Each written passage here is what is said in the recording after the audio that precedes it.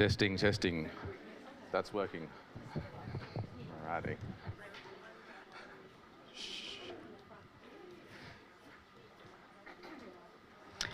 Welcome back from lunch, everybody. We are a couple of minutes early, but you're all here and you're all sat down, so I love compliance. So we might as well get going. My name is Tiffany Conroy. This is Ben Lockwood. Good afternoon. We will be your Jekyll and Hyde for this afternoon. In case you get us mixed up, I'm the one with the fair hair. Okay. I'm the tall one. Yeah.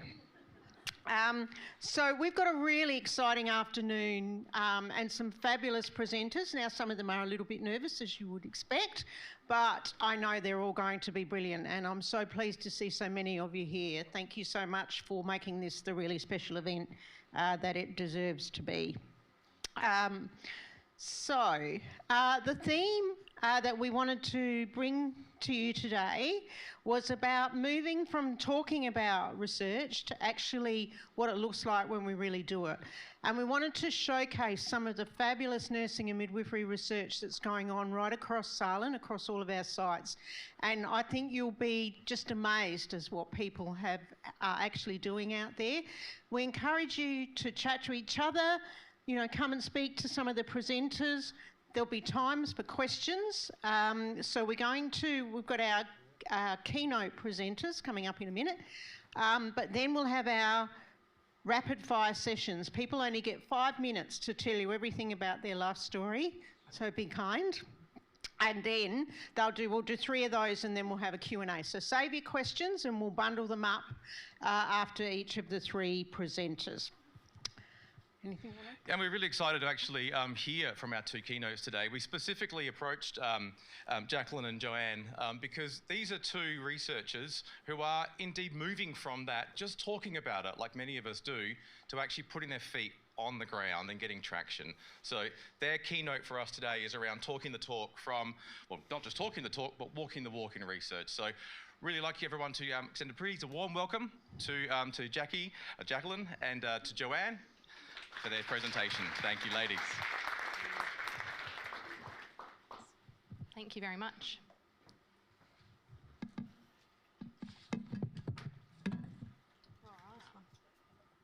I'm doing the first slide. Yes. There you go. Thank you very much. We've already had the introduction, so our presentation's from talk the talk to walk the walk. My name's Jacqueline Davey. I'm a clinical nurse research midwife in the Women's and Children's Division. And I'm Jo, and I'm actually the ICU Research Coordinator for SALHN. We'd like to do an acknowledgement to country as well while we're here on SALHN. So we'd like to acknowledge that the lands that we meet on today are the traditional lands of the Kaurna people, and that we pay our respects to the spiritual leaders of their country and to the custodians of the Adelaide region.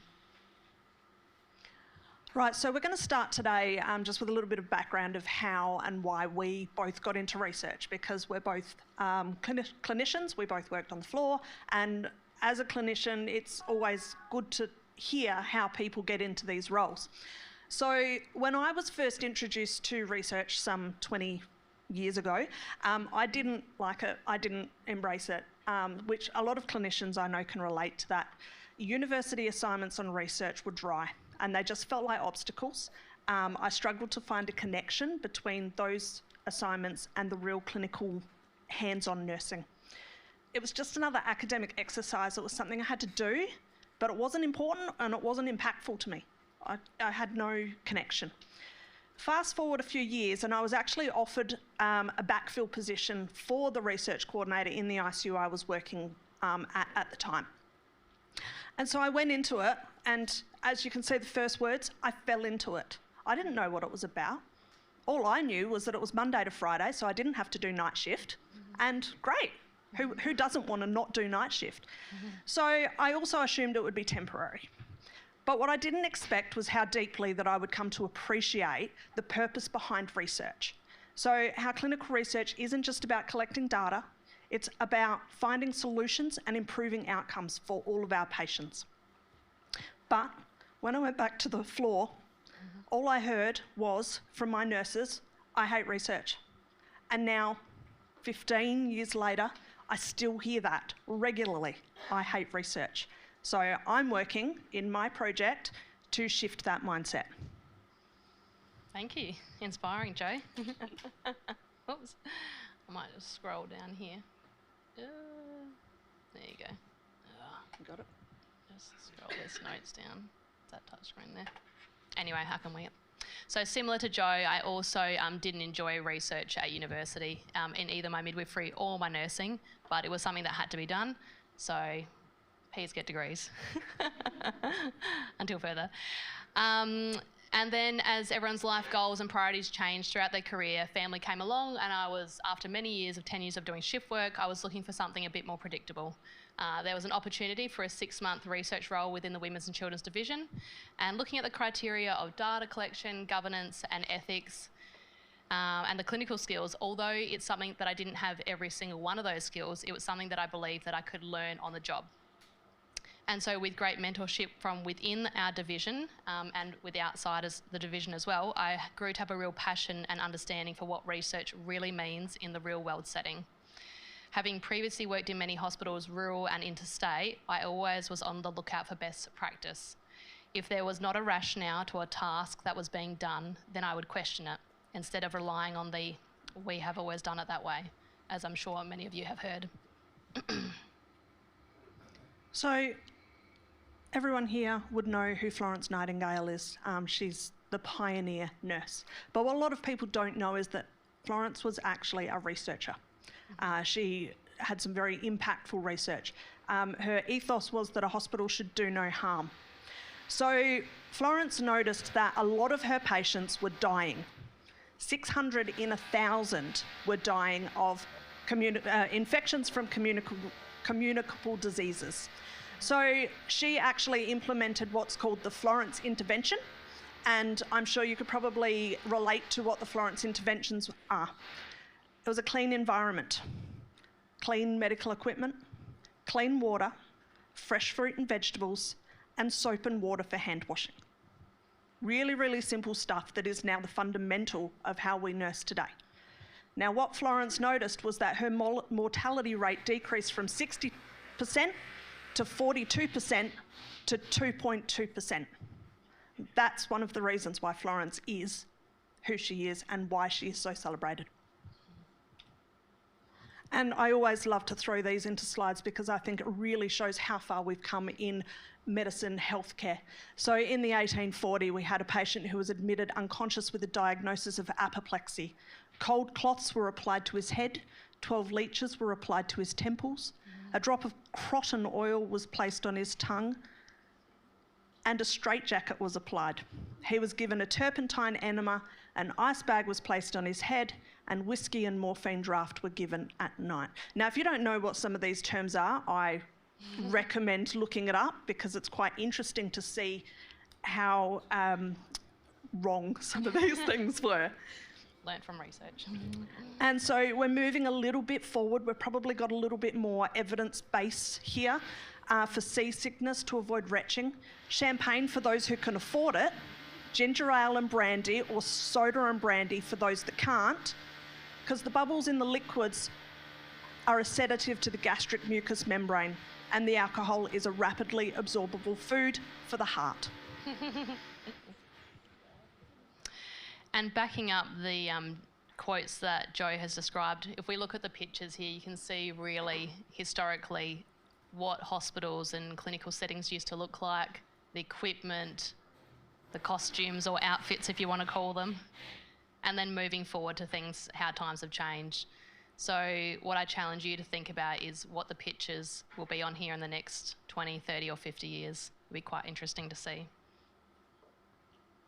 So just some definitions, because that's why we're here. What is clinical research? So this is a definition that I quite like by Grady on clinical research, and it includes all types of research. It includes your randomised controlled trials, your clinical trials, which aim to test treatments.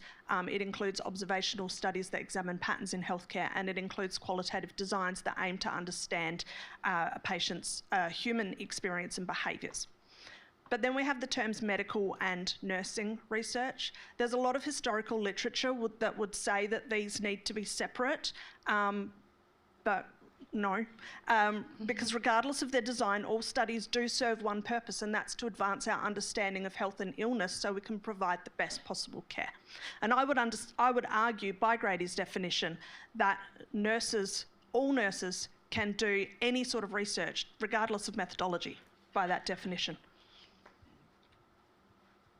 And it is now widely recognised and acknowledged that research is not just an academic pursuit, but it is a healthcare priority. And there is a lot of literature out there that supports healthcare organisations that participate in research have better outcomes for their patients. Beautiful. So this slideshow snippet is from the 2024 SALHN Strategic Direction. So whether we're working at a level 6 tertiary hospital in Adelaide or a remote clinic in rural South Australia, it's important that we look to see what our community needs are. This is the bedrock for what research we should be aligning with, and therefore there is a need for research in every clinical practice place that you work at. As healthcare continues to change now and in the future, nurses and midwives have a unique opportunity to be on the forefront of improvement within their own area. There is no better clinician who is with the patient 24 hours per day to understand the needs and improvements that can be sought through research. Research at SALHN supports best practice and current therapies for patients, opportunities for research development within staff, and creates an organisational culture that promotes recognition on the world stage, making us an attractive employment option for new staff. But we hear it all the time. Nurses do struggle to integrate research into their routine practice, and there are barriers, workload pressures, lack of time. It may discourage nursing participation. And like I said, these are barriers that are documented in the literature. So what are SALHN doing to support research? So every year you'll see more research funding opportunities, and that will be discussed throughout the week, and at the end of the week there'll be some dollars given out. Having research as one of the 6 key priorities within the strategic framework is really important, because what that tells us is that SALHN is saying, yes, it is a priority. So whenever we're having those meetings and it might go down to the not important priority, we can bring it back up. Having a data governance framework helps us align with what new data policies are around in the place, and it helps us with our data management within our projects.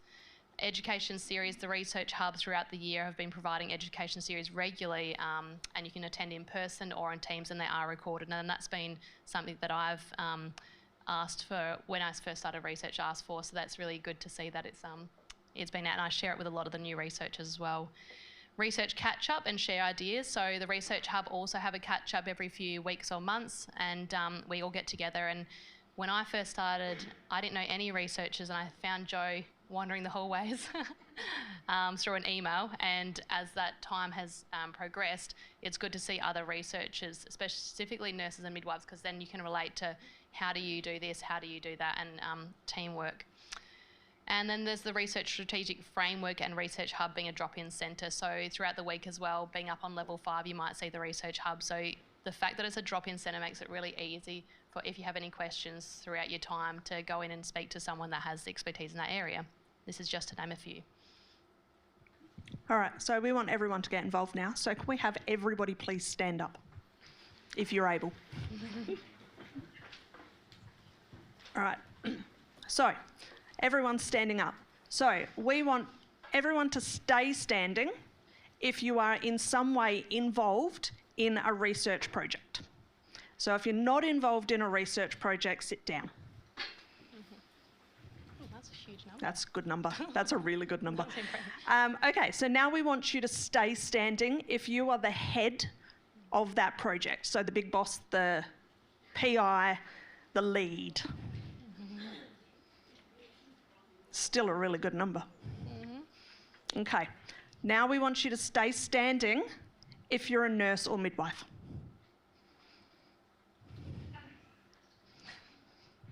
That's awesome. All right, you can sit down now. 1, 2, 3, 10 people there.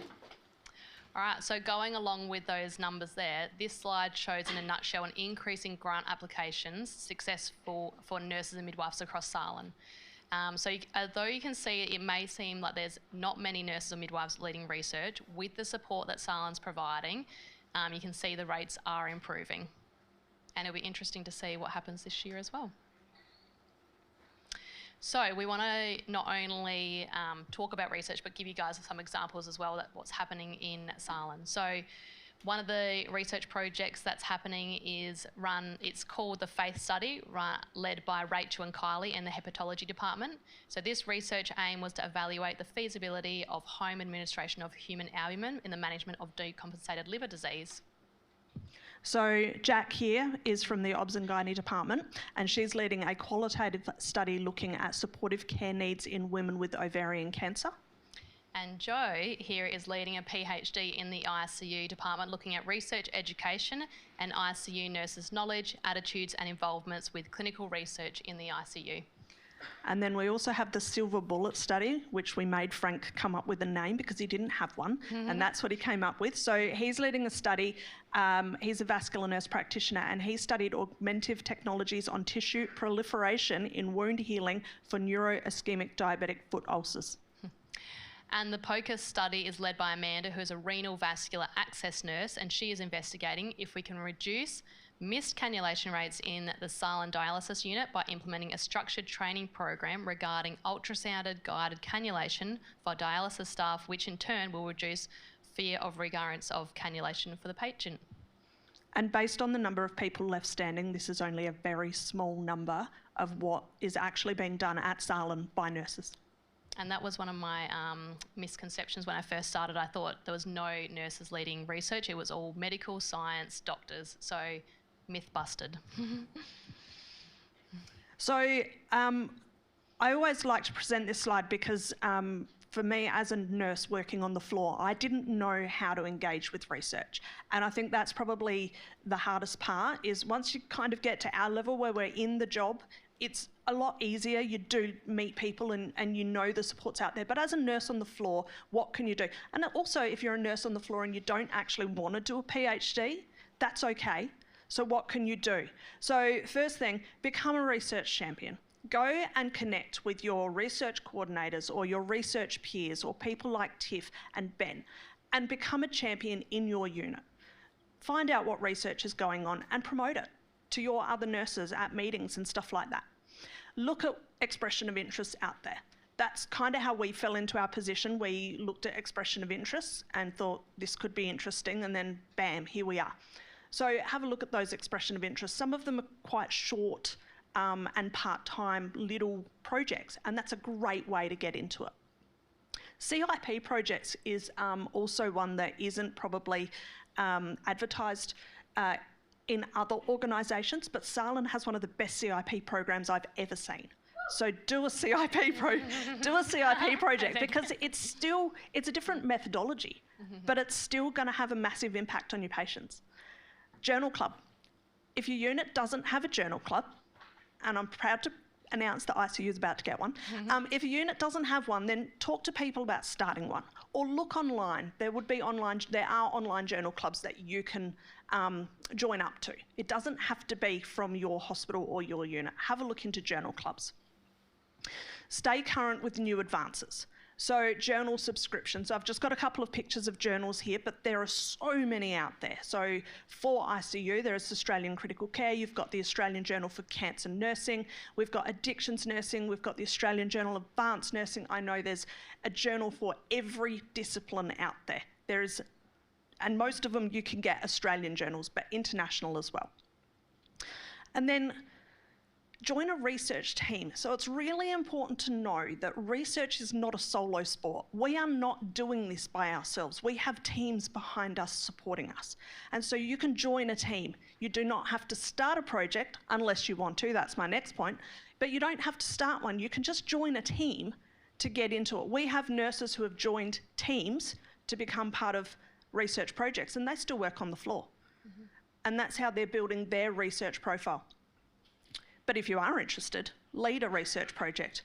Doesn't have to be big, it can be small. You can start a CIP, you can start a project, speak to people in your area, speak to the contacts that we've discussed today, and get help, because it is not a solo sport.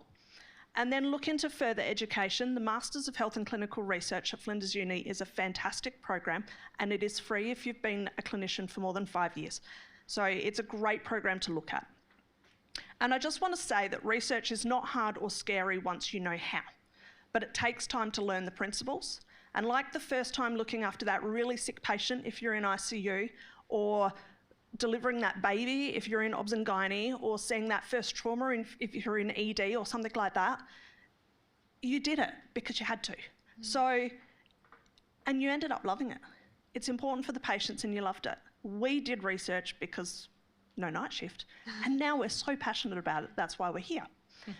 Just got to keep an open mind. Beautiful.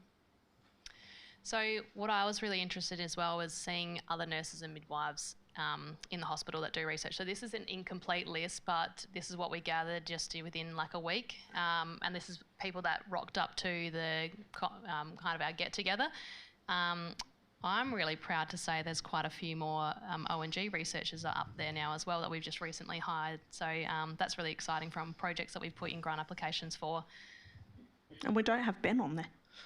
Oh yeah. Incomplete list. So disclaimer, if your name is not on there, come and let us know so we can add your name. Yeah. Sorry. That's right. And some resources as well. So we've talked about what SALHN's providing. So I've talked about the Research Hub being a drop-in centre, which is really great. Tiff has introduced herself at the start of the meeting as well. So she's the nursing director and research lead for SALHN, as well as having that joint appointment with Flinders University. NERF is also a great resource at SALHN, so NERS is the Nursing Education and Research Fund. If you're not a part of it, some of your funds, some of your pay goes to it every fortnight, and then they provide you with grants to attend conferences. I just came back from Darwin, a 34-degree Darwin last week, because I went to the ACM conference, paid by NERF, so thank you for that. And Jo went to Christchurch in March for a presentation that she was leading, supported by NERF as well. The Flinders Foundation have a lot of grant opportunities as well, and the SALHN Enquiry grant rounds will be held, presented later this week. And like Jo said, the Flinders University Masters is another opportunity that I'm participating in at the moment. So being a clinician for longer than 5 years, you can apply and then it's funded. Well, there's no HECS debt. So that's how I'm funding my position through not having a HECS debt at the end, which is amazing. There's lots of professional networks and great resources as well around SALHN and on the wider side. When I first came the first week into research, I actually didn't even know we had a research hub or a library at the hospital, so I walked around for a few hours looking for other researchers, and this was one of the, Robin Clark was the old lead up at SALHN, and she put together this little poster. So the first on your left is the industry-funded clinical pathway. So if you're a clinician and you want to get into more research, there's lots of links. The ACTEC has a huge amount of free resources for how to get into research and how to manage your research projects. And then in the middle column is the ACNM, so like a nursing, they have a funded program as well they can go through, and you can apply for that. And then on the right-hand side is the SALHN clinical research pathway, so free resources supported by the universities, and then training resources within the intranet as well. So when it's difficult to find resources, there's a lot out there as well. And just to finish up, like we mentioned before, the Research Hub do put on a catch-up for research nurses, but it's not just for nurses, it's open to anyone. So anyone who is interested in research, if you don't know who to contact, you can come along to the catch-up. The next one is for Christmas in December, and you'll be able to meet research coordinators and research nurses and midwives from all over the hospital. And it's a great little catch-up. Beautiful. And thanks very much for our presentation.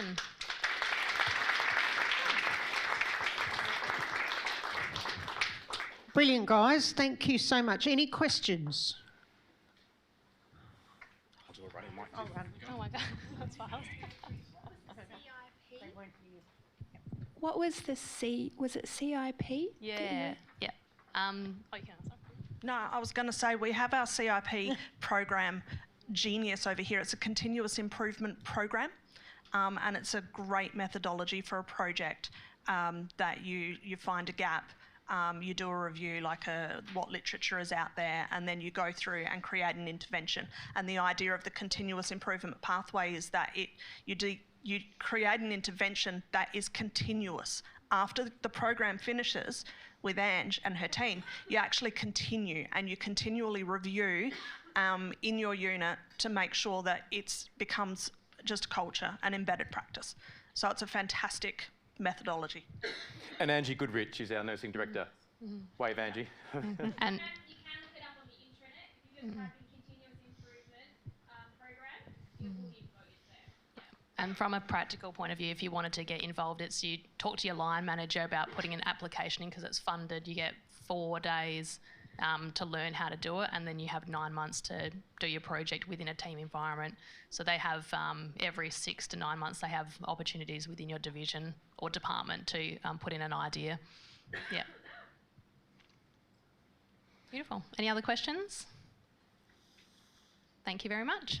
Thank you.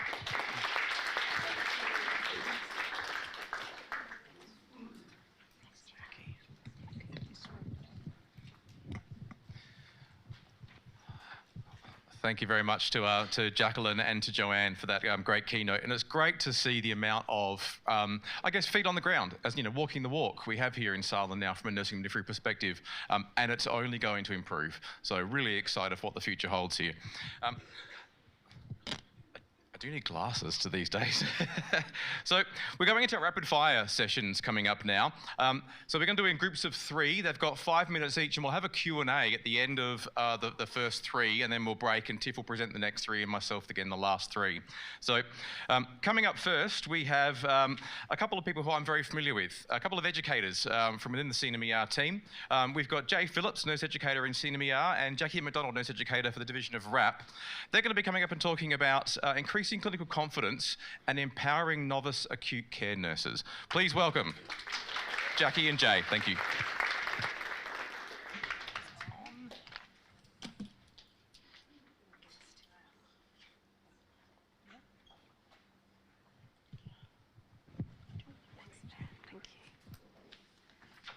Hello, yes, my name is Jackie McDonald, and thank you for the warm introduction, Ben. I'm one of the nurse educators with the Division of Rehabilitation, Aged and Palliative Care. This is my colleague Jay, who is also a nurse educator with CNMER. Our presentation today, Increasing Clinical Confidence and Empowering Novice Acute Care Nurses, will focus on our retrospective mixed methods research, exploring the effects of a clinical support program on clinical confidence and its role in empowering the future acute care workforce. We would like to begin by acknowledging the dedication of the CNMER and RAP clinical nurse educators, whose commitment to providing clinical support has been integral in us completing this work. We also wish to sincerely thank Benjamin Lockwood for his ongoing leadership and support in implementing and growing the clinical support program. It will come as no surprise to anybody in this room that we are a rapidly growing LHN. In line with infrastructure and services growth, between 2023 and 2025, the SALHN nursing workforce increased across all divisions. This increase ranged from a 1.5% growth in SAPOM to a massive 105% in DivRAP. Importantly, a large proportion of this new workforce are in the early stages of their career. However, many of them are not eligible for structured support through a transition to professional practice program. For example, in 2025, of the EN1 and RN1s employed at SALHN, 58% were not eligible for support through a TPP. When we consider this within the national context, the challenge becomes even clearer. The National Workforce Strategy Report, released in 2024, highlighted that 55% of early career nurses felt they did not have the necessary practical skills when starting in their role. So, while recruitment is undoubtedly important, challenges with retention and workforce readiness remain important too. This also underscores the importance of an alternative support pathway, such as the clinical support program. The aim of the clinical support program is to provide at-the-elbow support for novice and advanced beginner nurses in the acute care environment, specifically targeting clinical confidence, competence and capacity by providing clinical coaching and mentorship over a 6-month period. Participants complete a pre and post-program survey, which, along with retention figures, provides measurable performance outcomes data. Given the staggering number of nurses that do not feel they have the clinical skills to perform their first nursing role, the CNMER Clinical Support Program focuses strongly on clinical skill development and clinical confidence. A team of clinical nurse educators work alongside participants at the elbow, providing one-on-one clinical support and mentoring. The participants have access to CNEs Monday through Friday, 8:30 till 4. Pre and post clinical surveys were taken and collected using Benner's novice to expert framework in line with CNMER's sequential pathways. We saw growth across all clinical areas. Displayed are the 5 top clinical confidence growth areas. They are wound drains, mandatory training, oxygen therapy, infection control requirements, and nutrition requirements. The graph displayed demonstrates the pre-program confidence surveys on the left side of each clinical skill. The red and orange indicate our novice and advanced beginner responses. On the right-hand side, we see the post-program surveys. You can see there is a marked increase in participants reporting both competent and proficiency. These are indicated in the green and the blue. The National Nursing Workforce Strategy identifies that we must work on a dual focus of both recruiting new staff but also retaining our current workforce. With this in mind, we investigated our retention rates for 2024.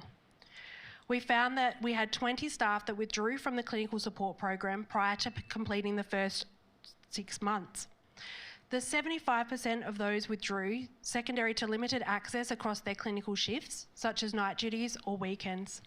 15% gained employment in areas where the clinical support program did not have access, such as the REPAT or No Longer Health precinct. 35% of the cohort were no longer employed here at SALHN. Whereas in 2024, we had 94 participants complete the full 6-month program. 94% of those are still employed here at SALHN. 15% are retained in different clinical areas to where they first were employed, and we were influential in that change. 40% of the staff who did leave did so to chase a specialty TPPP interstate.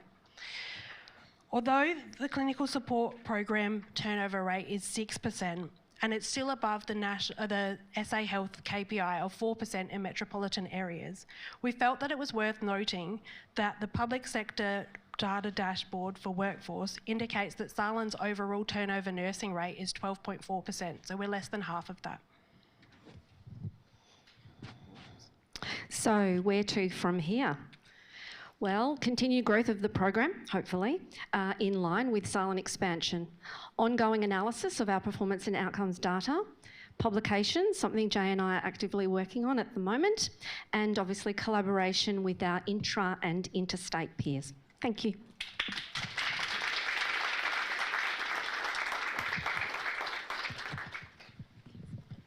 Thank you very much, ladies. It's an area, obviously, that we're all very passionate about, particularly myself from an education perspective, running the education department here. We're moving on to the next presentation we have here. I will just get my run sheet that I've walked away from. So, coming up now for us, we have Phil DeBondi, Evaluation Manager from the Virtual Care Services, presenting for Darren Daff, who's the Nursing Director for Partnerships and can't make it today. So, Phil will be presenting for us virtual technology, supporting patients and addressing frustration in nurse-led clinics. Thank you very much. Thank you. Oh, thank you. Unfortunately, I'm not a nurse, I'm a physio, but I do want to point out that this project was pretty much driven all by nursing, which was pretty fantastic. So what happened, Darren Daff, he works for South Australian Virtual Care Service, which is part of SALHN, and we teamed up with Erin Lord, who's over here, one of the nurse-led clinics at Gamaraka, as well as another clinic, nurse-led clinic in Strathalbyn.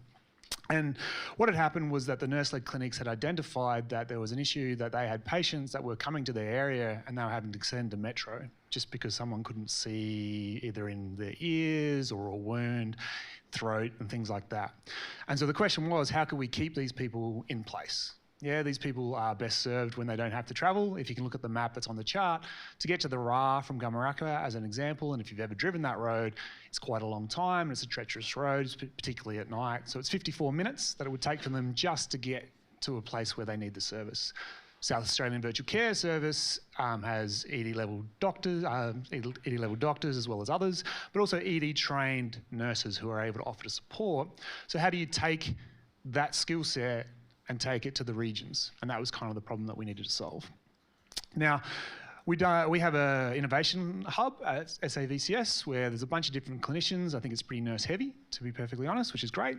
And we give some support there. But what happens is the idea will come in, we'll filter it through a lit review. In this case, we found nothing because there was nothing in that space.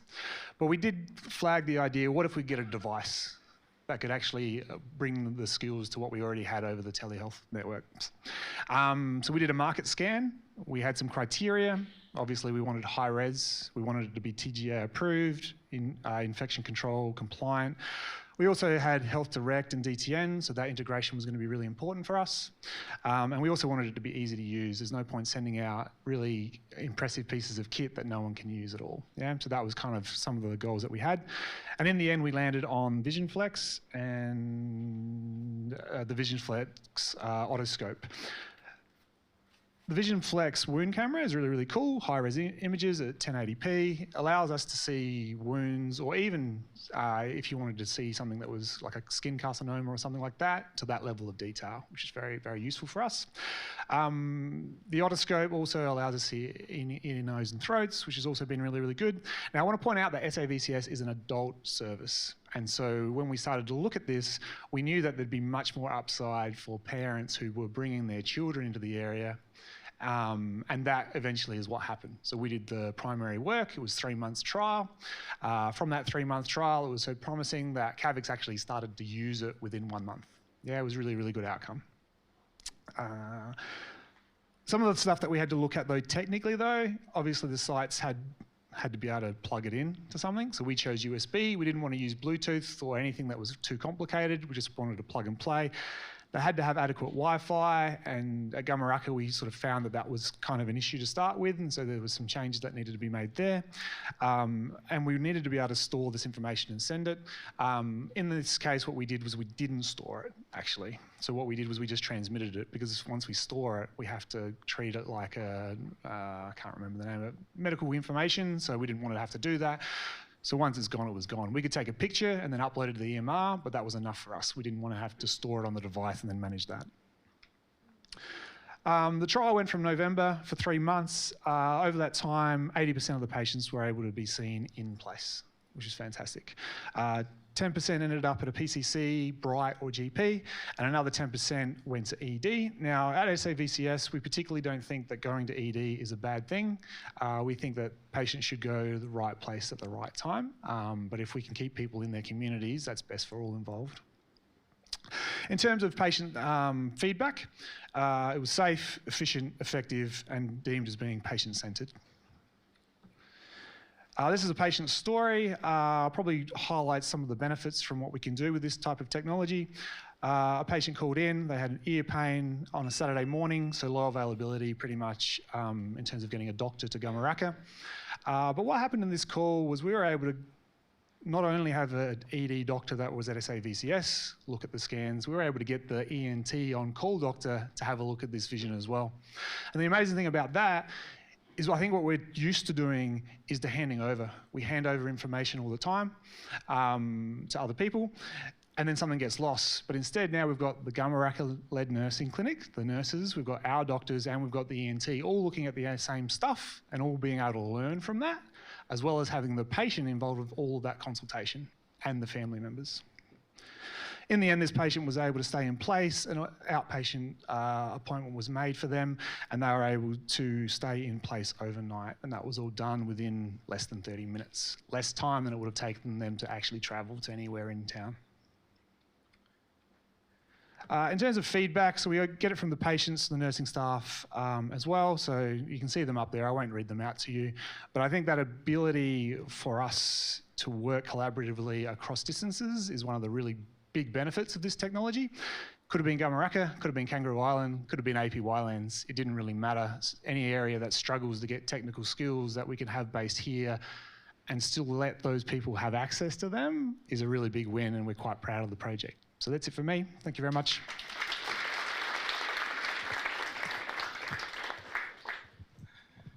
Thank you. Fantastic area for improvement. Anything that can bypass people away from our busy EDs is a great improvement for us.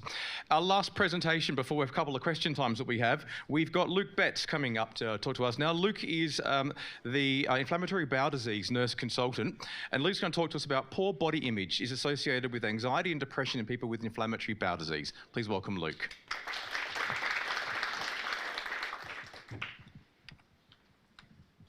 Hello everyone. So yes, my name's Luke. I'm a nurse consultant working with the SALHN Inflammatory Bowel Disease Service. I'm a bit nervous, so sorry. But I'm here on behalf of our research team here and in Flinders University. And our research being presented demonstrated that poor body image is associated with anxiety and depression in people with IBD. So inflammatory bowel disease, specifically ulcerative colitis and Crohn's disease, are chronic autoimmune diseases of the GI tract. There are different and similar features between subtypes, but treatment aims are always to prolong remission and manage acute flares of disease.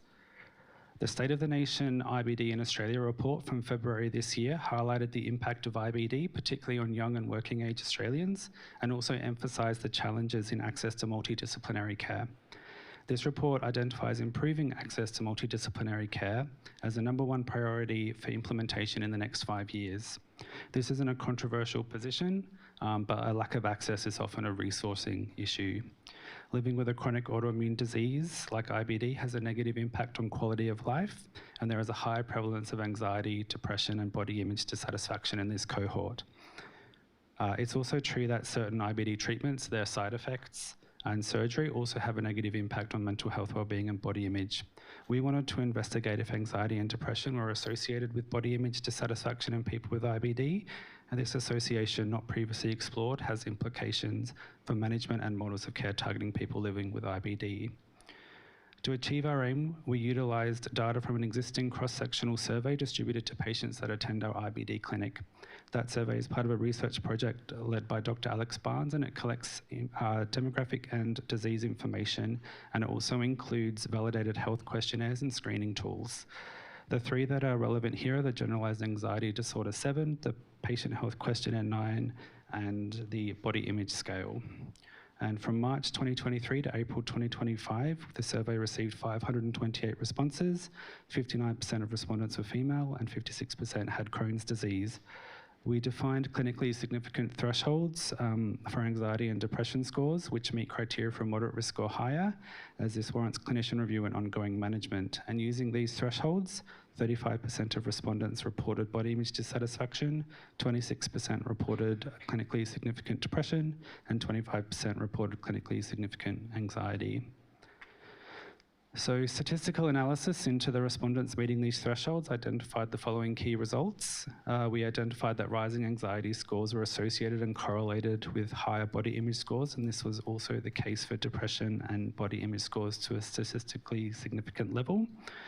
We also identified that respondents with clinically significant anxiety were nearly 4 times more likely to have body image dissatisfaction, and those with depression were nearly 2 times more likely. Other risk factors confirmed through logistic regression included female gender, active IBD flare, self-reported history of anxiety or depression, chronic pain, and current stoma.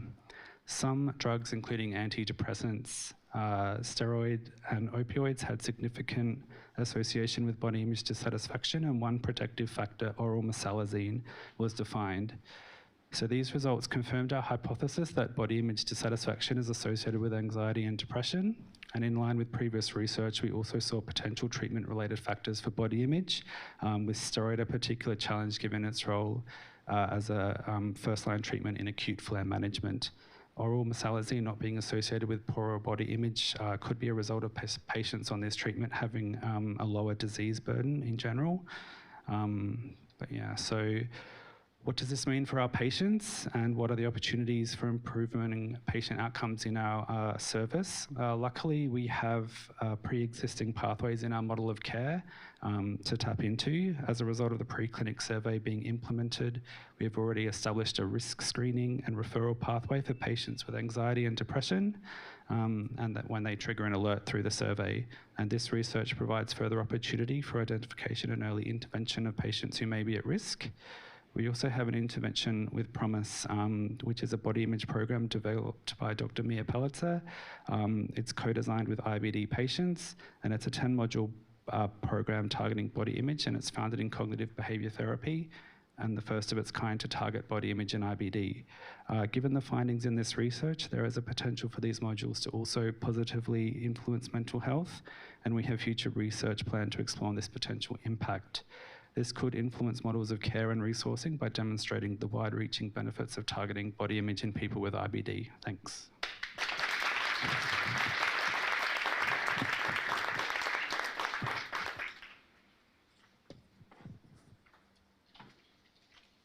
So, can we get the presenters back up again, please? And does anybody have any questions for any of our first three presentations?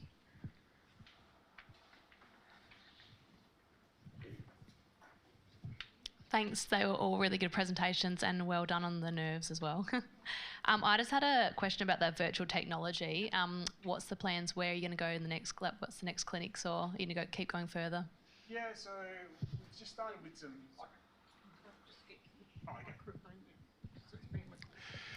It's up to the, I guess, the partners who want to bring that in. So we only started with Gamaraka. Strath has now come on board, but if anyone wants to do that, we've already got the research to kind of push that out. So we have pushed out what we've done to RACFs as an example. So if you think about being at an aged care facility, I would say that the nursing skill set that we have here in this building is very different to the nursing skill set that's there. Being able to leave someone like that in place and to bring that nursing skill set to them, I think is a wonderful thing to be able to do. So that makes a lot of sense. We're doing some work in the Aboriginal community space. I think that makes a lot of sense as well. It's really just about finding those partners, and I guess that's kind of the next challenge for us, to try and promote the work and then to get people to say, oh, we could do something like that. So I think that's where it goes next. And obviously the kids is already kind of happening. But yeah. Great work.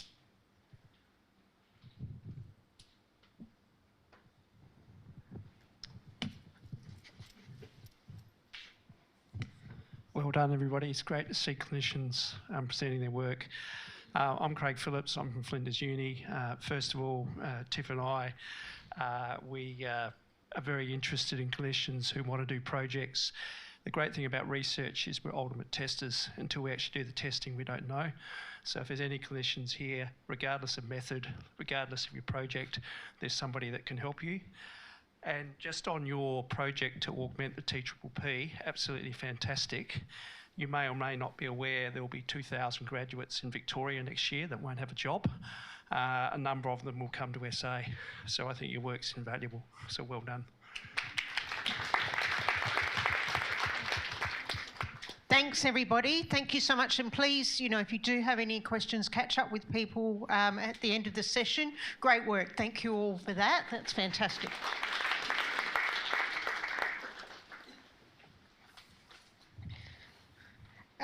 So it's now my great pleasure to introduce Associate Professor Lindy King, who is going to talk to us. Lindy is from Flinders University as an adjunct with us, having worked there for quite some time.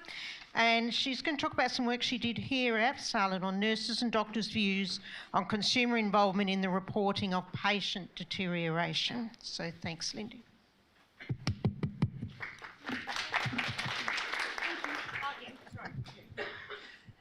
I'm sure I'm loud enough, but just in case.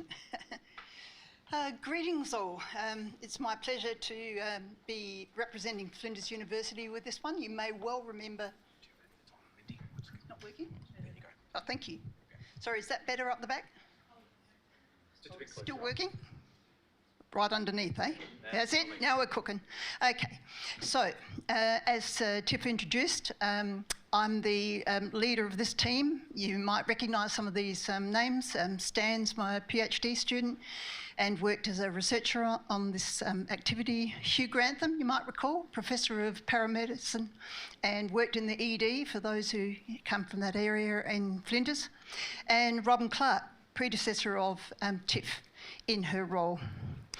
Clinical advisors to this study were Karen White and Ben Lockwood currently, and it was co-funded by the SALHN CNMER and Flinders University College of Nursing and Health Sciences.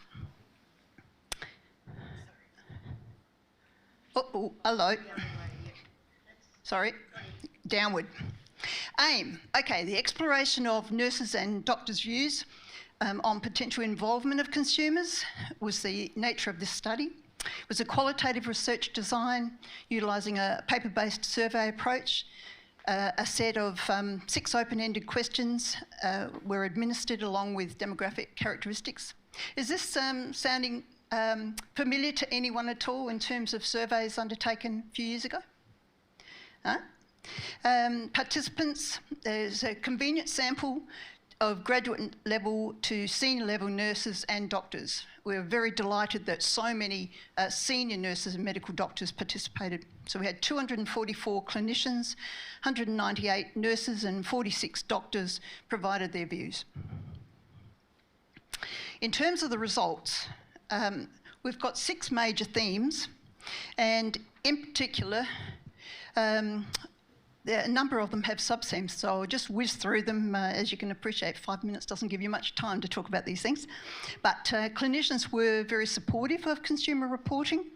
They were very much of the belief that consumer involvement and escalation was perceived as enhancing patient safety. Another sub-theme of that, number 1, was that they were identified consumers as being in an ideal position to report because of their ability to recognise very subtle physical or cognitive changes in the patient. The second theme there, in terms of management support, clinicians saw hospital management provision of adequate staffing, education and resources as critical to support consumer escalation. The third theme, in terms of increase or decrease on clinical workload, the clinicians were a little bit divided in terms of the potential impact of consumer involvement in reporting on their own and Met staff workloads, which was an interesting discovery. Education of consumers and staff on escalation protocol. There was 2 sub-themes. There was method of consumer education, should include both passive, that is the posters that you're all very familiar with, I'm sure, on the walls, but they also saw the active, that is the verbal explanation approach as being important as well in regard to the escalation protocol. Also, in terms of recognition of importance to educate clinicians to be approachable, encouraging and supportive of consumer reporting, even when it's very busy with heavy workloads. The 5th theme, there was a need to build consumer confidence to speak up and report. There were 2 sub-themes in this area. Recognition of need for clinicians to encourage and support consumer involvement by building consumer confidence to report. Clinicians also perceived that consumer trust in the healthcare organisation would really be enhanced by explaining the potential involvement in detection and reporting of patient deterioration as a mutual supportive process.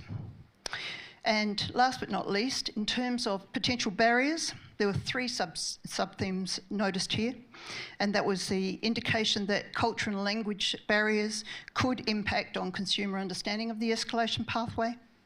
The second sub-theme was there was a perception that level of education and health literacy, for example, unfamiliarity with medical technology and hospital policies could influence consumer reporting. And the third sub-theme was that staff time available to educate consumers.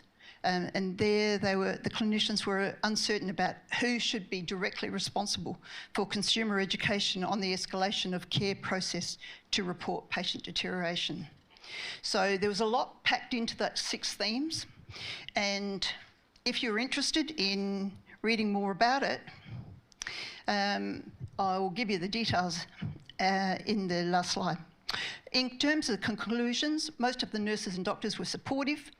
It was important for clinicians to use interactive and communication skills to encourage participation. Annual education of clinicians should include consumer reporting of deterioration, use of passive and interactive education materials on the process, particularly for vulnerable populations. further research into the potential impact of involvement in escalation, definitely from diverse groups, is warranted. So I'd just like to acknowledge all of the doctors and nurses who participated. To get that amount in a survey is most unusual, I've found over my experience. And so I'm very delighted that so many of the nurses and doctors across the hospital settings have participated. I'd like to thank in particular Justin Prendergast, who got right behind this study in the executive team, and the medical consultant who runs or was running the research program at the time, Dr. Adeloza Pajoro, research assistants Donna Davenport, Ali and Mick Crotty. And if you're interested, there's a QR code on the slide in regard to this. It's an open access publication on the US Joint Commission Journal. It feeds directly into the US Department of Health patient safety website and can be accessed, as I said, free of charge on that QR code. So thank you.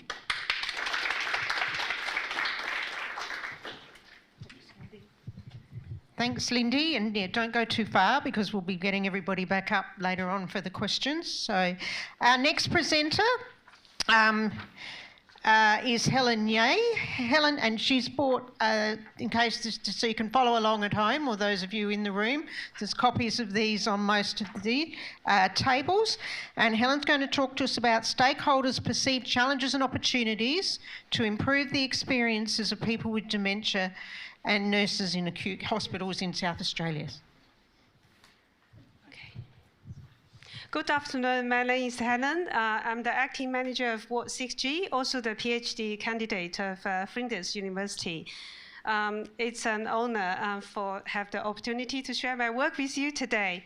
So the study is exploring dementia care in Australian acute care hospitals, challenges and opportunities from stakeholders' perspective. Sorry, I just pushed down. So hospital health outcomes for patients with dementia are often poor. Meanwhile, nurses reported high levels of stress and low levels of job satisfaction. Australian studies on the critical reason behind this status quo are limited. The study aimed to explore how social structures, hospital rules, and resources either enable or inhibit individuals' rational actions or practice in dementia care, and therefore shape the experience of people with dementia nurses. A double hermeneutic approach underpinned by Giddens' structuration theory was employed. Focus group discussions and semi-structured interviews were used for data collection. In total, 46 acute care clinicians, including nurses, nurse managers, consultants, doctors, and allied health professionals, 15 family caregivers, and 11 nursing home nurses were recruited. So 4 main themes emerged. The key challenges we are facing in dementia care are the gaps in education and structural support. First, staff often lack the necessary education training in dementia care. Second, insufficient structural resources and support from the hospital. For example, challenging acute care environment. As many participants point out, the current hospital setting up does not accommodate the care needs of patients with dementia. Current hospital rules and routines with inadequate consideration, such as you are in the hospital, stay in the bed, and also the frequent transferring confused patients in between different wards. Inadequate structural communication and collaboration amongst all key stakeholders, including family caregivers, the teams within the hospitals, and also community service providers. Ineffective one-on-one special. As we can see, some staff, they are busy on their phone, rarely interact with their patients. And also, most of them are very poorly trained, which often trigger patients' behavioral change. And poor staffing and time constraints. Patients with dementia, they have complex care needs, therefore they need additional staff and time. However, the current staffing arrangement does not reflect that needs. Lack of psychosocial support for patients with dementia, as one carer described, if your 3 inspiration for the day is just waiting for the meals to come, which is very sad. insufficient structural support for clinician safety and well-being. We have multiple staff were attacked by confused patients, especially during night shift, with lack of countermeasures to ensure their safety and well-being. And also lack of structural dementia care guidelines and tools. The consequences of maintaining the status quo. First is the impact on patient and family. So for example, the very high rate of hospital-acquired complications and also prolonged hospital stay. And for clinicians, we have very high sick leaves and staff turnover. And also, therefore, the high cost of our healthcare system. Can we do something about it? Yes. Challenges comes with opportunities. First, foster an acute care model integrates person-centered dementia care, such as develop and adapt dementia care guidelines and tools, and also establish structural support from dementia champions or geriatric nurse consultants. We also need more dedicated dementia-friendly spaces and units. We also need to establish structural support to enhance key stakeholders, communication, and collaboration. And also, we have to enhance the support for clinicians' self-efficacy, safety, and well-being. The second, hospital-wide dementia care education is essential. We need to prioritize dementia-focused education for all clinicians. As almost 99% of my participants, they advocate for mandatory training in dementia care. In conclusion, challenges are related to inadequate practices and resources. The opportunities identified from the study have implications for practice change and resources development in the hospital. Thank you.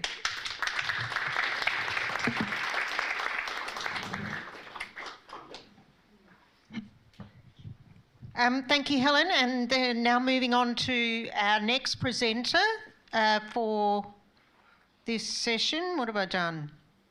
Is this okay? Oh, right. I thought I'd somehow skipped somebody, but that's right. So Raman Adhikari, he's the ANUM from Timor-6. Here we go. Coming up to talk to us about what do nurses think of their role in the hospital's restorative care and rehabilitation services for older patients. Welcome.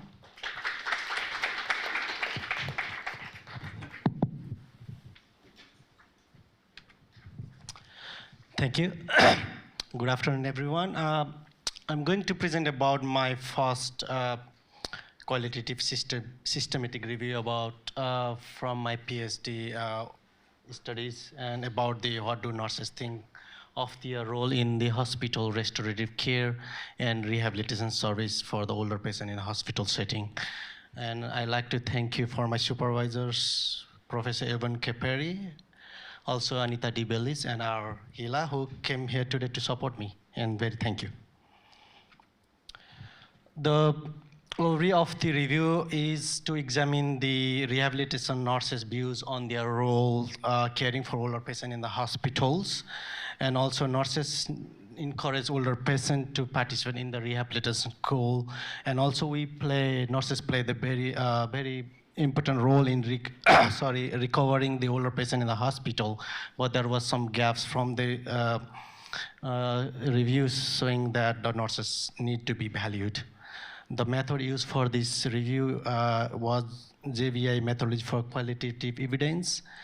A comprehensive data search was developed using the Medline and then translated into CINAHL, Web of Science, Scopus, Procust, and SALHN. The thematic analysis was used Baron and Clark 2006 thematic analysis model.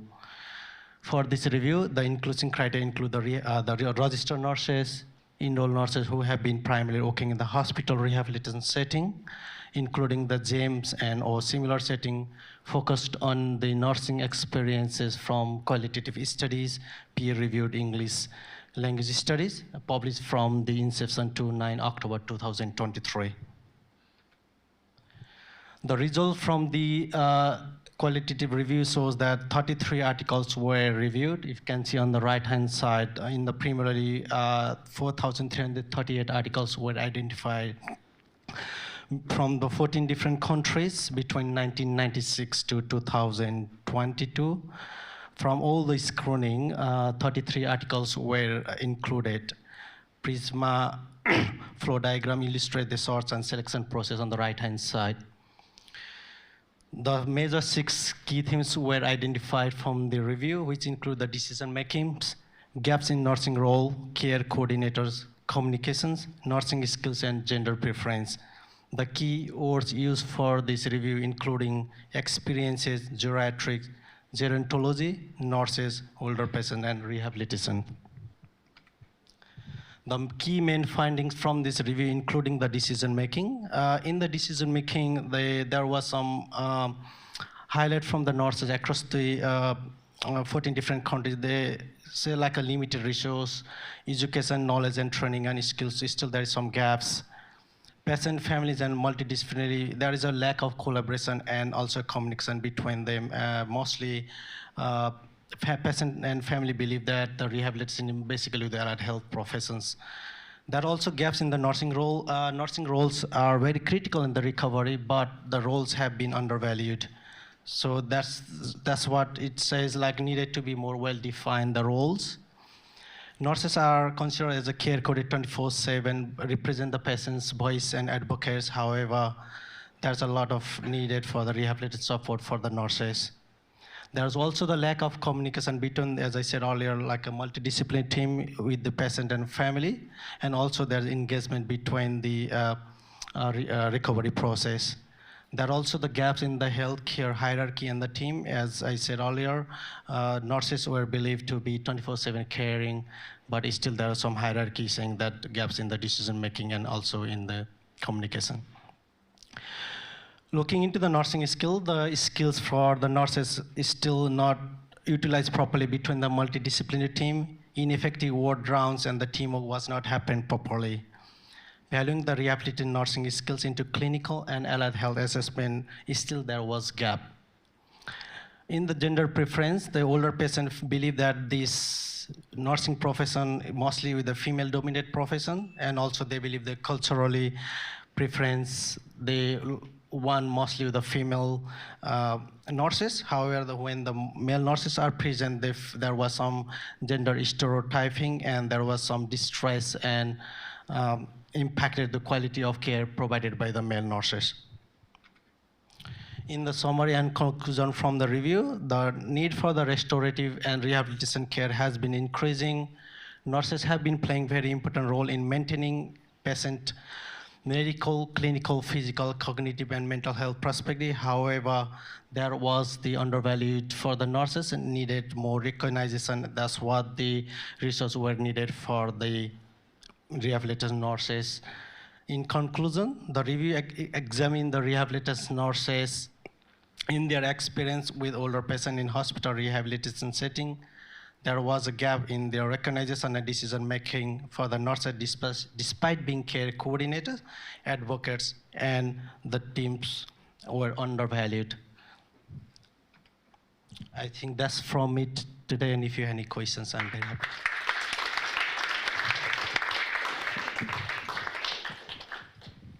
Thank you, Raman, and Helen and Lindy, if you're happy to come back up. Any questions for any of our 3 presenters, please? Meta. Thank you so much to all of you for some great presentations. I'm Anne Meta Adams, and I'm a researcher and lecturer at Flinders University. My interest area is critical care nursing, and I have a question for Associate Professor Lindy King. Amazing research, and I know you've done a lot of research in that space. I'm interested in knowing 2 things. Did you find any differences in how nurses and physicians looked at patient deterioration and involvement of family? And the other thing is, did you see any concerns in relation to involvement of families, such as families feeling overly guilty or overly responsible? Thank you very much for the question. It was very interesting, actually. I would recommend having a look at the paper. I'm always a great believer in open access, bless their cotton socks for everyone, because what we've tried to do in there is to include as many comments by the doctors and the nurses so that you can compare and have a really good look also across from junior to senior. There were concerns on both sides. I was quite surprised at times by the level of support from senior doctors in regard to it. So it kind of blew a few sort of myths that I'd heard around out of the water. I was really very impressed. In terms of your second question, was it in regard to consumers? This was, of course, just nurses and physicians reflecting on the process. But I think you'd be very interested in my PhD, Stan Minyaev's PhD, which is halfway through, which is knowledge and confidence of consumers to report, and how familiar they are with the actual policy and willing and able and feeling comfortable to use it. So probably his project could answer your question better than this particular project. But they did have some reflections on consumers in terms of feedback to the nurses and doctors in regard to this study, but it's filtered through the nurses and doctors' thoughts. Thanks, Meta, and thanks. We won't have any time for any more questions, sorry, but please catch up when we finish. So thank you again to all our presenters.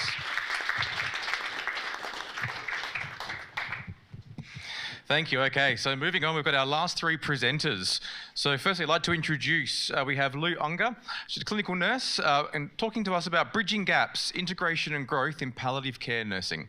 Over to Lou. Thank you. Good afternoon, everybody. Thank you. So Southern Adelaide Palliative Service provides interdisciplinary coordination of care to people with life-limiting illnesses and those at the end of life in hospice, in inpatient settings and in community and clinic settings. So the nursing profession, through the Laurel Hospice Novice to Expert framework and also routine PRNDs, identified that there was opportunities for growth within our service. So in 2023 and 2024, nurses reported limited understanding of the scope of SAPS as a whole. What does our team even do? The clinical roles and professions and professional opportunities that were involved, and then the broader reach of each team and also how patients moved within the service and also within the services that SAPS is adjacent to. This was attributed to the fact that in 2017 we had a geographical relocation from Door House to Flinders Medical Centre. We also had many of our very experienced nurses retire and a lot of attrition. And there were some deficits in peer learning and networking, specialist palliative care knowledge. So it really identified an opportunity for workforce growth. So clinical rotations through SAPS have been considered several times in the past, but with hospice being staffed by ENs, RNs and CNs, and our community and liaison teams being CNs and nurse consultants and now a nurse practitioner, being able to rotate for 3 or 6 months at a time was quite a logistical nightmare. And there was also a lot of people who didn't want to return to shift work. So it was always looking like it was going to be a one-way street and not much of a rotation. So we tried to develop a program that would recognise the challenges of short-term secondments, could be accommodated within the existing professional development days that we have as nurses, that would develop knowledge and clinical skills, enhance succession planning, career progression, and interdisciplinary understanding of our teams, and also improve the patient experience and staff experiences within our service. So as the clinical nurse educator at the time in Laurel Hospice, I planned a 2-day trial, spending 1 day in each of the 2 service areas. Prior to my experience, I asked hospice nurses what they wanted to know, who they wanted to know about, what they thought their perceived learning and knowledge gaps were. And then I did a day in each area. So we then created a pilot program, 2 days, spending 1 day in each area as well. And there were pre and post-requisite requirements for the session. CPD points were enabled, and in 2024, 5 of our senior nurses went through the CPP. We had several learning objectives, as you can see up on the board, and that I've really touched on already. But some of the main ones in the community setting was how patients are organised and supported to have end-of-life care at home. And in the liaison setting, how, or the skills regarding introducing end-of-life care and palliative requirements within acute care settings. So this is just a couple of examples of some of the pre and post requisites. The nurses had to be actively working their way through the novice to expert framework, and this was a template on the right-hand side that was created just to support doing a presentation after the CPP. And after the 2 supernumerary days and doing the pre and post requisites, 10 CPD points are allocated. So this is a survey of some of our pre and post service understanding. So we only had, this is 9 staff members who've gone through it already, but as you can see, their understanding of the entirety of SAPS, their understanding of the community team and the consult liaison team, and also how our patients rotate through the service was increased.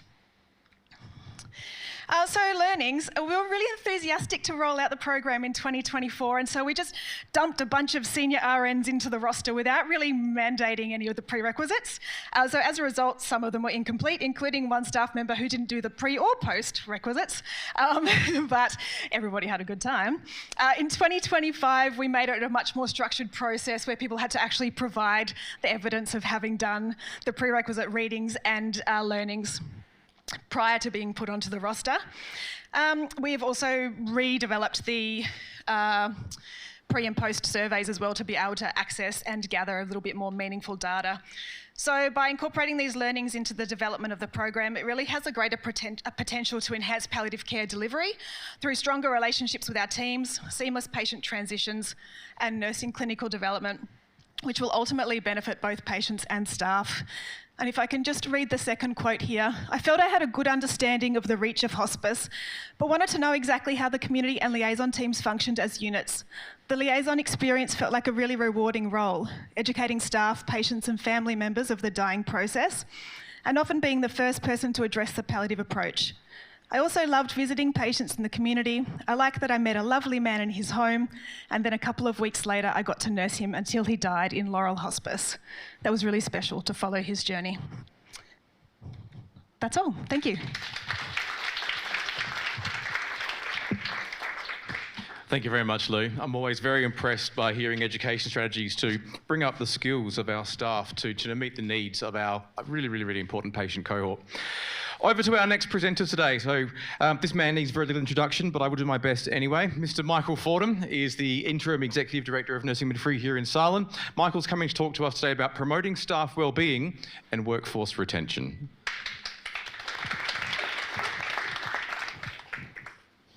Marvellous. The down hour, is that right? Excellent. Okay. So anybody who has lived in nursing and midwifery over the last 10 years knows that, and I'm selfish because I like nurses and midwives, everybody else has to suffer too, but nurses and midwives have faced increasing pressure and demand right across the sector. It doesn't matter which specialty you're in, everybody is facing that demand. And part of that demand is how we respond to the staff well-being. In cups of tea, coffee, pizza nights, pizza vans, coffee vans are all well and good, but they're not lasting in nature, and they don't really provide the staff with what they actually need out of it. It's not about, recognizing who they are. And if you look across nationally and internationally, we have to do something around those issues to do with well-being if we're going to keep our staff. Certainly within the first 1 to 3 years and the latter half of a nursing midwife's career, that's where the exit is happening. And it isn't the fact that Australia isn't producing enough nurses and midwives. We are, in fact, leading the world in producing nurses and midwives. Our problem is we can't actually get them into the industry, and once we've got them into the industry, we can't actually keep them. So we need to figure out how we're going to do that. Because retaining staff, keeping our experienced staff is what's important. And this is something that I look at every single day, every single week, even in my substantive as the Deputy Director. And Justin and I would look at these pictures and talk to our colleagues in the nursing leadership. So PCL is a real indicator of what's going on in our workforce. And so if you look at the top line, it's around 270 odd FTE, about 5% of our workforce is about. Now, if you thought about that, that's, out of 5,500 nurses, so what? But actually, when it does happen, it happens in very critical areas, and it happens consistently. We've got a vacancy rate of around 6%, not bad when you look at Carlin. But again, that 6% is average across the network. If you did a deeper dive into places like ED, ICU, that actually would be quite large, around 7, 8, 9%, 10% in some areas. So it is a problem. And the very bottom skinny little line is something I have become obsessed with in the last 10 months and plagued the life out of my nursing directors with. And so that is the gap of our rosters. So when we produce a roster and we have 700 shifts over and 600 shifts under, we already know that we're going to present our nurses and midwives with a challenge. So we know that the hassle is already on. If you're part-time, can you work more shifts? Can you work more shifts? If you're casual, please put your name down every single day. And if you're full-time and you've just done a late shift, can you stay the night and stay on for us? And we'll pay you for that and we'll try and get you home. So it is the picture that we are living with every single day, and that is the challenge that we're faced with. So then there was a call to arms. We developed the Empowering Nursing and Midwifery program. It was an attempt to do a deeper dive into the processes about what's actually impacting, what's going on with our nurses and midwives, what's happening within our workforce. And particularly to understand one of the key systems that if you really want to miff, and that was me being polite, a nurse or a midwife, mess with their access to parking, mess with their access to food, and give them a terrible roster, and they will not stay. So we know that rosters in particular are a challenge. So we established the Rostering Masterclass series. So there are a series of 3 classes that are going to be structured, and we've just completed the first one. And believe it or not, as somebody who's been in the industry for over 30 years, I always assumed that a nurse unit manager, a midwifery manager who got the job, here's your ward, here's your staff, here's your roster, actually knew what they were doing. And I made that assumption. And yet when I met with the nurse unit managers and the midwifery managers, some of them said to me they had no idea that rostering was part of their job. They were handed the information and off you go, and there's 40, 50, 60 people whose lives they were going to impact. So we started the training, we started the discussion, but it was a safe space for them to be able to understand and talk to us about what those challenges were. And some of them were around their barriers, some of them were around their staffing, some of them were around their interpretation, some of them were around just, why should I give people night shifts? Why can't I just present them with early, late day off and a night shift? Because everybody wants to work that. And so there are some challenges to that. But the opportunity is there, and the training and the education is ongoing, and that's what we're looking to do in the future. So the masterclasses are going to continue. The discussion is going to continue. Masterclass 2 and 3 is being built by Ben and myself, and with the help of Tiffany around some of the themes that have emerged around that. So we're looking at establishing a community of practice for our rostering managers so that they're not alone, so they've got a space to talk about what it's like to do rostering and how do you manage to roster such a diverse workforce. A drop-in session so that people can have the opportunity to talk to the rostering experts, and in particular the system experts, and understand what some of those dynamics are needed. And so you can understand how to give somebody a better work-life balance so that they do actually come to work. And so they don't come to work and then have to do another shift on top of it. But more importantly, it's establishing some local norms and processes for those wards so that you're not all having to do the same thing. And to move away from the fact that every single nurse has to start at 7 o'clock in the morning or at 1 o'clock in the afternoon or at 9 o'clock at night. There are variations, and it's giving our nurses, our unit managers and midwifery managers the permission and the ability to actually do that. Thank you.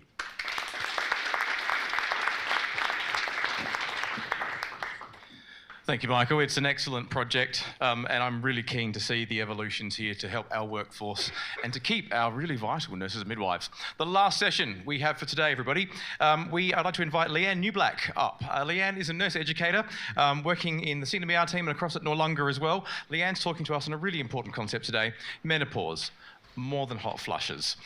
And Liz, absolutely. Liz Simpson, hospital coordinator for Noarlunga as well.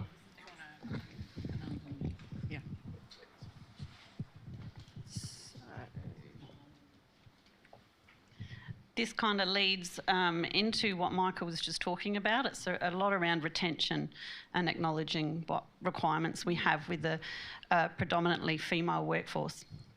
So yeah, hello, I'm Leanne, this is Liz Simpson, and we piloted a program called Menopause More Than Hot Flushes at Noarlunga, and it was our mission to improve workplace wellbeing and retention through education. So why did we choose menopause? Well, have I got the wrong, let me just go back, sorry, apologies. Oh, okay, so one. All right, why did we choose menopause? 77.6% of staff at SALHN identify as female, with the average workforce being 42 years old. The average length of stay at SALHN is 11 years. So what is it? Why is it possible that we're losing our talent due to these menopause symptoms? So really, menopause is not just a health issue, it's a workforce and retention issue. So what is it, the evidence that backs this? In the UK, 14 million work days are lost per year due to unmanaged menopause. And in fact, in Australia, menopause costs female workers $17 billion each year in lost earnings and superannuation. Now, this study was based on assuming 25% are having severe symptoms of menopause and losing a lot of time off of work, long absences. But with 80% of females having symptoms, and so 80% are having symptoms, and those symptoms are impacting us. So could that number be just a little bit higher maybe than this? Is underestimated? And the 14 billion was out of the Cabinet Prime Minister the Office for Women's study that was recently released. So yeah, this leads to the Senate inquiry. This is why we have a Senate inquiry that is recommending that menopause menopause policy should be in every workplace. So what did we do? We had 4 weekly session plans, and it was open to all staff. It included symptoms, treatment options. We had pelvic floor health and mental health wellbeing. And we used materials from the Jean Hales Foundation, which we had approval for.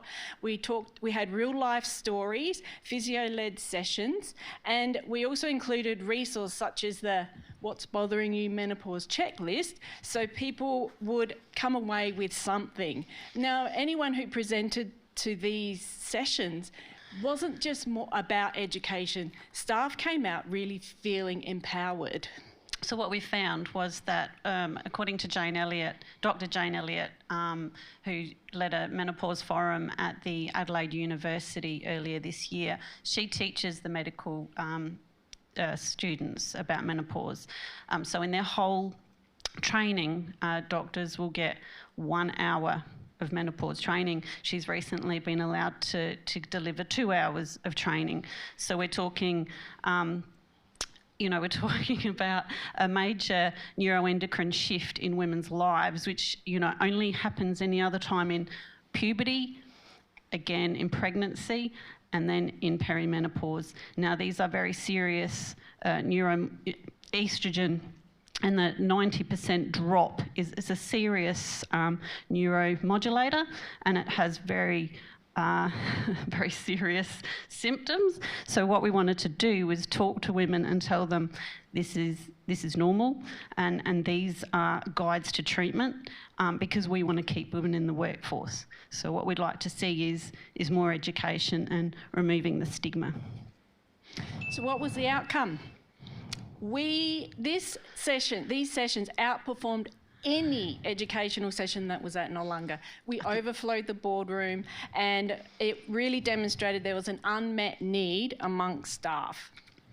So we found 96% found that the sessions were relevant to their day-to-day work. They felt it had a positive impact on retention and would recommend continuing these education sessions. The feedback that stood out: I'm not alone. Now I understand HRT. Pelvic floor info was gold. Everybody should know this. They really were unaware of the resources available.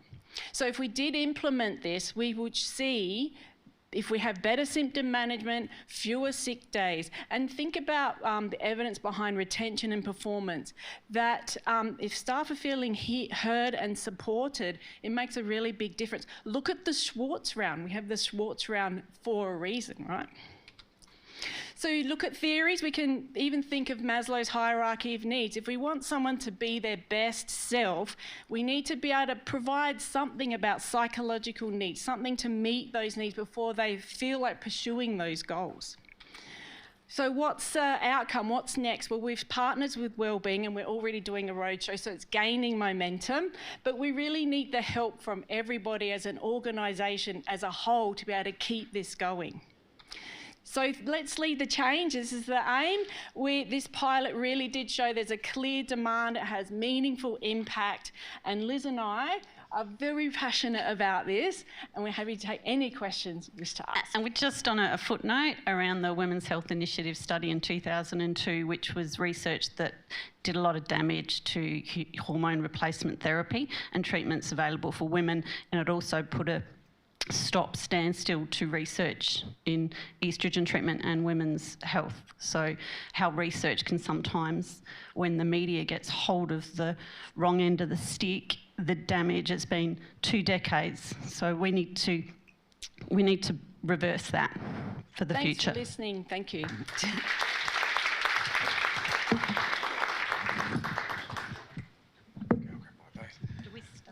Thank you, ladies. Appreciate that very much. I'd like to just bring up the other presenters to the stage just for a couple of questions. Thank you, Lou. And Michael. Do we have any questions? Yeah.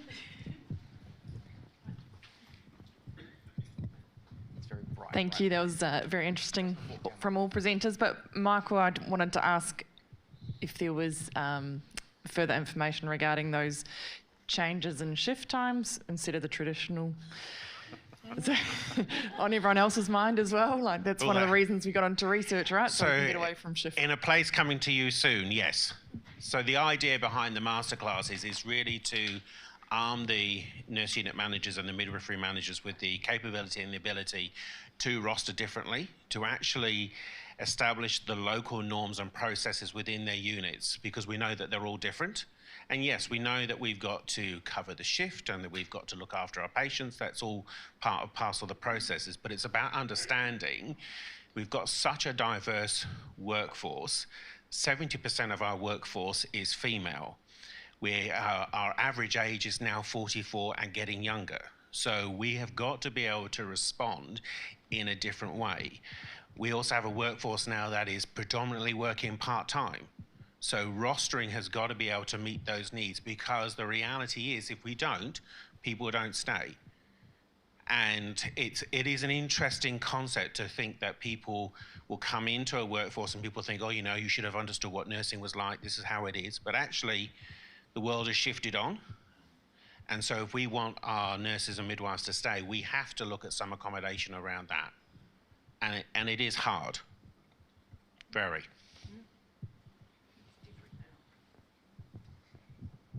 Thank you, Michael. Any further questions from the audience today? Down the back. Tiff's running. Just very quickly, is it mandatory for the managers to attend this? Yes. Yeah, okay. That was simple. Yeah, hang on. Hi, Michael, another one for you. Your evidence is fantastic, but it shows the nurses from 1 to 3 years and then later career nurses are the ones we're losing. Now, we've got this fantastic program that was presented earlier for our newer nurses.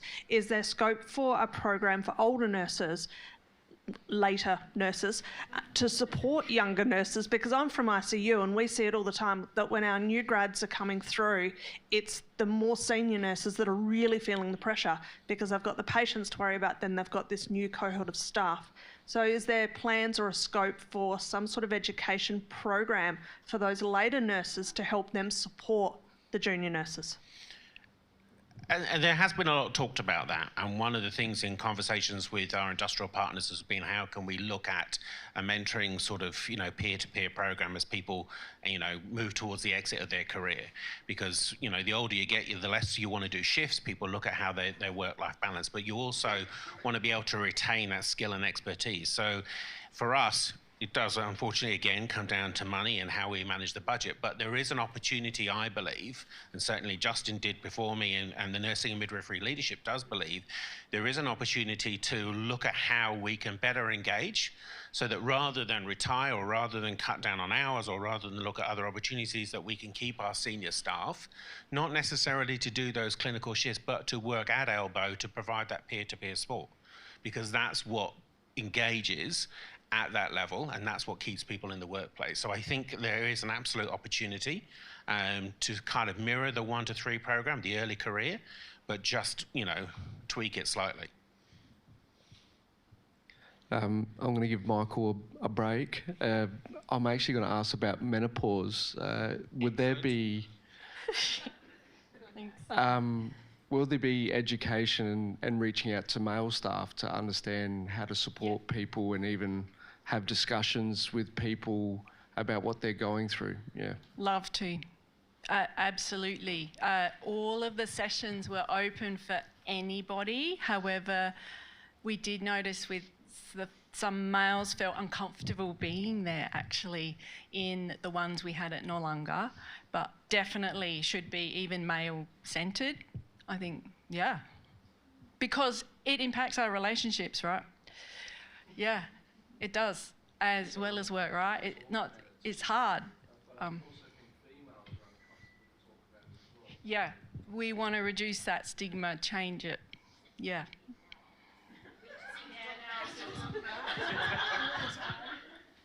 One more question. I think we've gone a bit over time, but Lauren's being kind. So. Sorry, Lauren. Love the menopause talk. Is there much information on surgically induced menopause for younger women that you're doing education on? Or also, is this education, are we going to have education like a menopause specialist nurse at SALHN to provide education for patients? There was a recommendation to put towards that, yes. There is no education at the moment on surgical induced. We just touched on it. It's in the Jean Hales presentation. Yeah.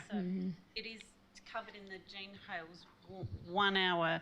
It's available online. It's for clinicians, and it goes into that. And the CPD points available because I think the government has recognised their training.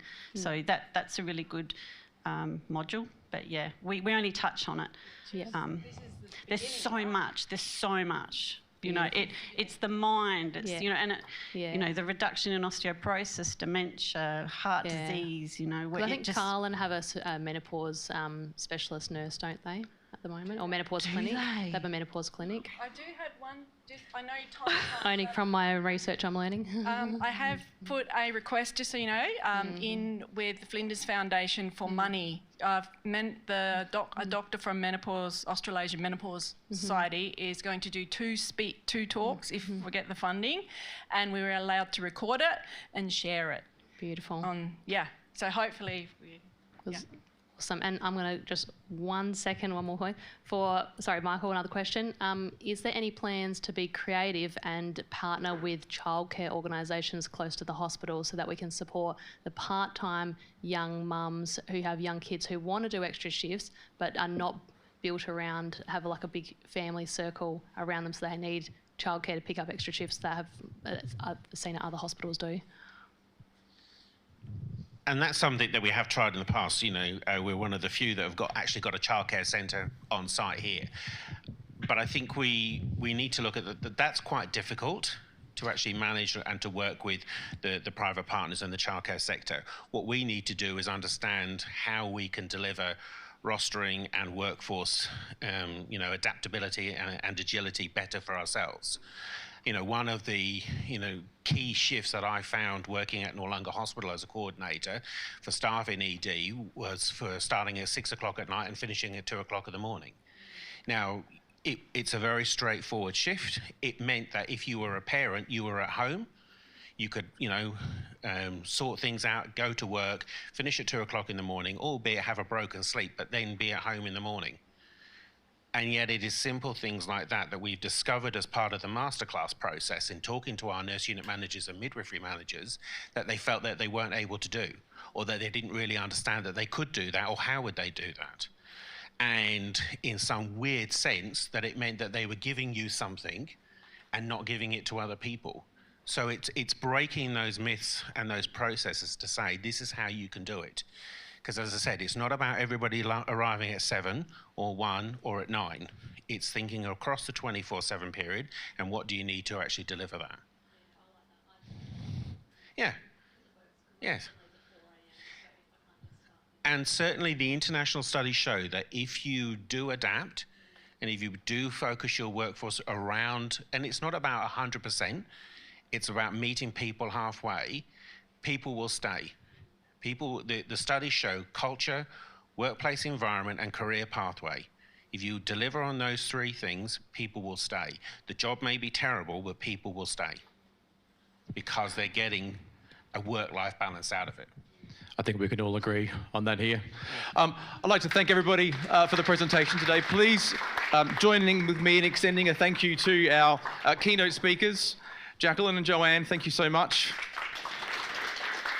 Our 9 different presenters who came along for their 5 short minutes, thank you very much. It's been an honour this afternoon for me to be able to co-present with Professor Tiffany Conroy. And just like to acknowledge that this week Tiffany is retiring. And so it's her last research week with us, it's her last time with us.